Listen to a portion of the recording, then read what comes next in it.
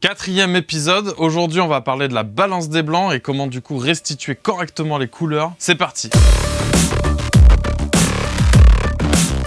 Bonjour à tous, toujours ravi de vous retrouver pour ce nouvel épisode sur la série de l'exposition. Aujourd'hui du coup on va parler, comme vous l'avez vu dans le titre, de la balance des blancs et ensemble on va parcourir les différents modes, comment ça se règle, comment, pourquoi. Je vais vous expliquer vraiment pas mal de choses et vous montrer aussi un aspect créatif que j'ai découvert par mes propres expériences. Donc qu'est-ce que c'est plus ou moins la balance des blancs? Il faut savoir que du coup, déjà pour faire une espèce de comparaison à l'œil, vous remarquerez qu'on voit toujours les bonnes couleurs et en fait notre œil pour ça s'adapte. Alors je suis pas scientifique pour être capable de vulgariser exactement ce qui se passe, mais en tout cas je peux vous expliquer ça en photo et en vidéo. En gros, on va avoir des sources de couleurs qui vont avoir ce qu'on appelle une température de couleur, et je vais prendre par exemple actuellement celle-là, du coup cette ringlet de Starblitz que je vous ai déjà présenté sur la chaîne, qui a justement une possibilité de varier sa température de couleur. Alors actuellement, du coup elle est réglée sur sa teinte la plus chaude, et du coup je peux régler la froideur en gros de cet éclairage,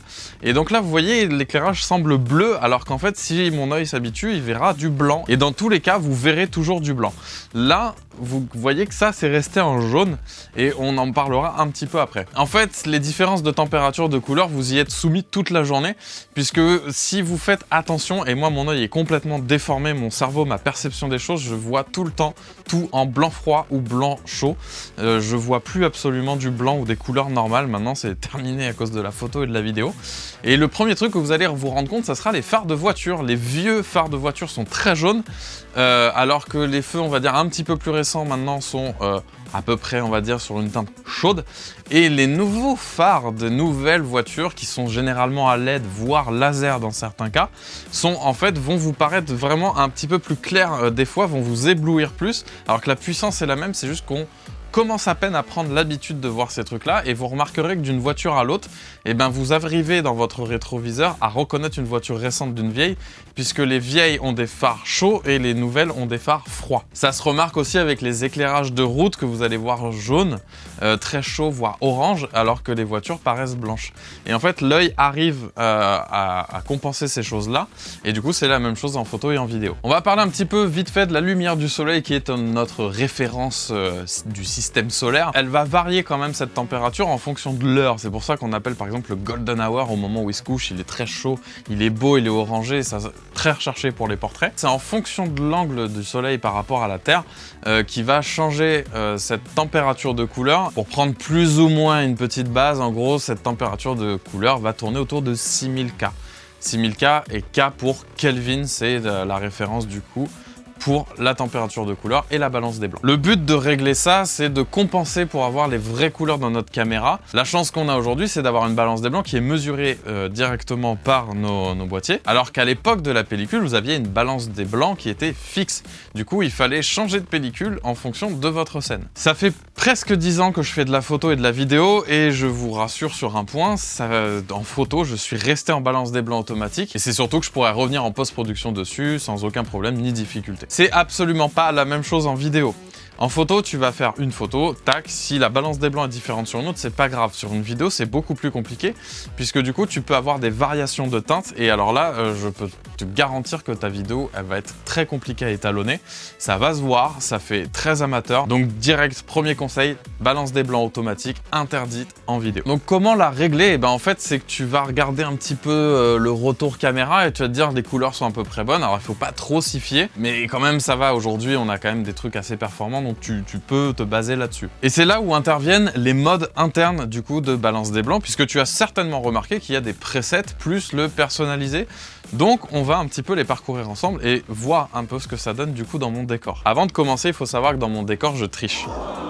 En fait, j'utilise des lumières très chaudes du coup pour compenser et avoir une lumière correcte, et que les néons qui eux sont en blanc très standard voire pur passent en bleu comme tu peux le voir sur cette vidéo. Généralement sur un plateau très bien éclairé, tu vas tourner autour de 5200-5600 K. Pour donner une idée, je suis à une température très froide, en gros pour compenser la chaleur beaucoup trop évidente de mes lights, et du coup je tourne à 3200 K. Ça me permet de teindre mes néons en bleu tout en ayant une teinte de peau correcte. Donc mode auto, on l'oublie en vidéo. Premier truc que tu vas tourner en extérieur, tu vas utiliser lumière du jour, et normalement ça fait le taf sans aucun problème. Si tu tournes déjà à l'ombre, et bien du coup tu vas passer sur le preset ombre. En fait, comme je l'ai ici, on va compenser un petit peu le côté froid de l'ombre. Alors la réflexion que tu vas peut-être te faire, c'est de te dire mais pourtant on est en extérieur, donc c'est toujours la lumière du soleil. Oui mais non, c'est pas la lumière du soleil. Quand tu es à l'ombre, ta source d'éclairage principale, ce n'est plus le soleil, c'est le ciel. Et le ciel, il est bleu. Donc pour ça, tu es obligé de compenser du coup et de réchauffer un petit peu ton image. Et du coup, c'est comme ça qu'on fait. L'autre preset que tu vas avoir, c'est nuageux, puisque dans les temps couverts, la teinte bleue est encore plus dominante. Donc du coup, le nuage va augmenter encore ta température de couleur et du coup, tu n'auras plus ce problème puisque ta image sera encore plus chaude que l'ombre et tout ça pour compenser. Quand on est à l'intérieur d'une maison, même si ça a tendance à changer avec les LED, on a été éclairé au filament pendant des lustres. T'as capté le jeu de mots, lustre, éclairage, ampoule? Bon, oublie. Et bien du coup, en fait, ça c'est beaucoup trop chaud. Donc pour le coup, on va descendre la température de couleur, justement pour compenser cet aspect beaucoup trop chaud, beaucoup trop orange, trop jaune. Et du coup, on va retrouver des teintes de peau très correctes, puisque du coup, on aura une balance des blancs qui sera correct. Le cas qui pourrait s'appliquer ici, c'est en présence de tubes fluorescents comme ça.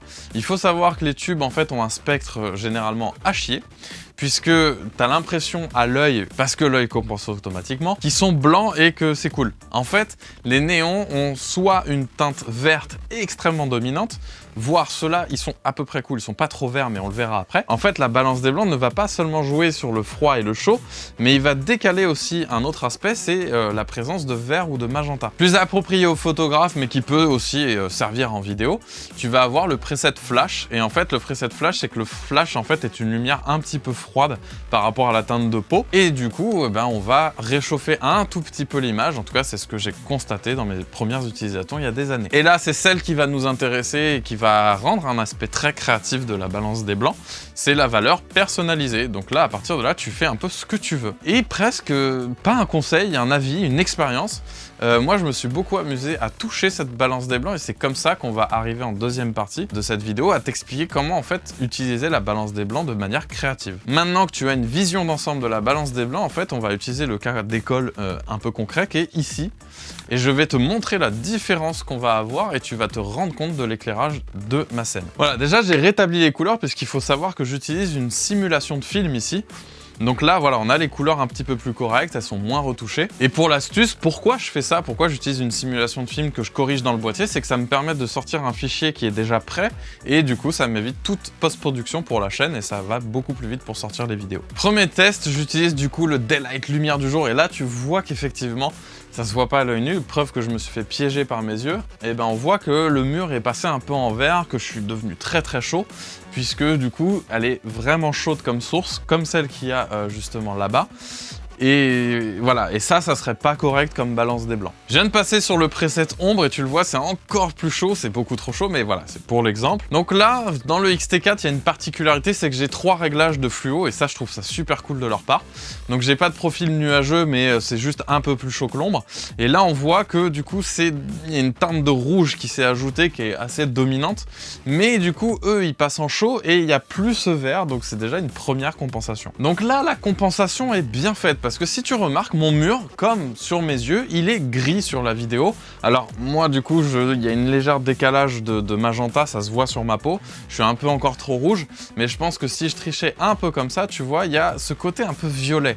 Et c'est à ça qu'on va remarquer du coup qu'il y a un décalage du coup vers la teinte de rouge magenta. Et on essaye le troisième profil tout de suite. Mes lights n'ont pas bougé et là on remarque clairement que le mur est devenu violet, mais c'est encore une fois très pratique pour des néons de très mauvaise qualité qui enverraient beaucoup de vert. C'est assez sympa, ça peut être utilisé créativement aussi, hein, voilà. Mais on va y venir, on continue sur le prochain. Là on arrive sur le profil tungstène incandescent. Comme mes lumières sont très chaudes, comme les filaments qu'on a ici, et ben du coup c'est à ça un petit peu qu'on commence à remarquer que là on se dirait les couleurs sont correctes, mis à part le bleu, mais le bleu est là et du coup t'as l'habitude, donc tu te dis bah là c'est cool, l'image est bien. Si je balançais du daylight, tu vois, je suis bleu, c'est une grosse compensation. Alors que si je remets du orange, ma teinte de peau paraît à peu près correcte. Il y a un petit plus aussi dans le X-T4, c'est qu'il y a un profil que j'ai pas vu ailleurs, en tout cas dans les autres boîtiers, qui peut être intéressant pour certains. C'est le profil Underwater. Et en gros, en fait, c'est pour filmer sous l'eau et du coup, ça va te compenser un petit peu les teintes de l'eau. Et voilà, bon, on remarque encore que le néon, il est vert un petit peu moins. Mais voilà, c'est un profil qui peut être intéressant, qui peut exister sur certains boîtiers. Du coup, on est de retour sur mon profil et sans la simulation de film, donc je vais la rajouter tout de suite. Et voilà, bienvenue de retour sur la chaîne avec les couleurs du coup que je vous diffuse depuis le début. Donc maintenant qu'on a parcouru un petit peu toutes les balances de blanc, les plages en tout cas de presets qui existent, là je vais vous montrer un exemple de comment être créatif. En fait, le défi que je me suis lancé pour ça, c'est d'inverser tout le système. Ça veut dire que là, elles sont bleues. Moi, je suis à peu près teinté correctement. Et bien, je vais les inverser, je vais les rendre chaudes. Et je vous promets que du coup, je ne touche absolument à rien, uniquement mes sources de light qui m'éclairent. Et voilà une toute autre ambiance. Un peu d'atmosphère aérosol qui me reste et on est bon. Du coup, tout mon éclairage là, celui qui est au fond, en fait, on le voit, il est bleu presque blanc. Et du coup, moi, ma teinte est bonne. Alors, comment j'ai fait ça? Du coup, je vais prendre mon téléphone et filmer et vous faire un tour en même temps que la caméra, elle tourne ici. Donc voilà, on a la caméra ici et en fait, ce que j'ai fait sur ma ring LED, du coup, je vais vous le montrer quand même. En fait, je peux régler la balance des blancs. Donc, vous voyez, voilà, elle est orange. Et là, je l'ai passée en bleu. J'ai rajouté encore du bleu parce que du coup, c'était pas assez. Ensuite, mes néons sont un peu jaunes, mais toujours moins que ça. Et ensuite, voilà, on fait le tour du décor un petit peu et vous avez juste là, du coup, là-bas, comme je vous le disais, en fait, ce système, bon, c'est une Godox simple. En fait, j'utilise déjà des filtres orange parce que du coup, celle-là n'est pas variable en température. Et je rajoute, du coup, quelques gélatines. Et du coup, défi réussi, j'ai pu, du coup, vous montrer qu'avec de la balance des blancs, on peut compenser, en fait, certaines sources d'éclairage. Faut faire un petit peu attention parce que du coup, ça peut biaiser aussi des couleurs. Donc, bien faire attention à ça parce que du coup, si là, je mets du rouge, il va être très rouge. Si je mets du bleu, il va être quasiment blanc. Donc ça, c'est des tubes à LED, en fait, de chez YC Oignon que je vais vous présenter courant janvier. Et en gros, on voit bien que du coup, le bleu est bleu, mais il paraît un peu blanc. Il n'est pas très saturé. Parce que du coup, je compense beaucoup. Et alors, ça peut donner un style aussi, hein, mais à vous de voir.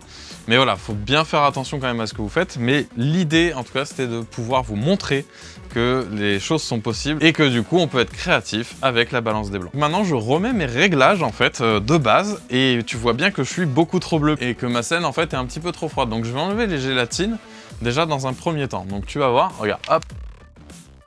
Et premier point que tu t'es rendu compte direct, c'est que je suis surexposé. Et ça, c'est tout à fait normal, puisque du coup, comme la gélatine freine un petit peu la luminosité, il a fallu que je compense et que j'augmente la puissance. Donc on va la baisser jusqu'à être à peu près correct. Là, ça me semble bien. Et du coup, en remettant la balance en chaud, tu vois, on récupère la teinte. Alors, je suis toujours bleu ici, donc on va aller remettre la gélate et on regarde ce que ça donne. Voilà, les gélates sont redisposées. On retrouve toutes les couleurs de la chaîne. J'espère que ce tuto t'a plu, que t'as passé un très bon moment. En tout cas, moi, ça a été trop cool à faire parce que j'avais très hâte de faire cette vidéo et surtout de te montrer cet aspect créatif qu'on peut avoir avec la balance des blancs. Si tu as apprécié cette vidéo, n'oublie pas de mettre un pouce bleu pour la soutenir et soutenir la série. À la base, j'avais prévu de faire un tuto complémentaire pour le 5e et dernier épisode de la série sur les modes photo et finalement, je pense qu'on va regarder un petit peu des cas concrets ensemble que je vais essayer de te prendre demain et comme ça, j'aviserai et je t'expliquerai un petit peu ma vision plus personnelle de pourquoi je fais tel et tel réglage et bien sûr que j'essaierai certainement de te piéger un petit peu pour te montrer qu'on peut avoir vraiment des réflexions très différentes. Merci encore à toi d'avoir regardé cette vidéo, je te dis à bientôt, ciao!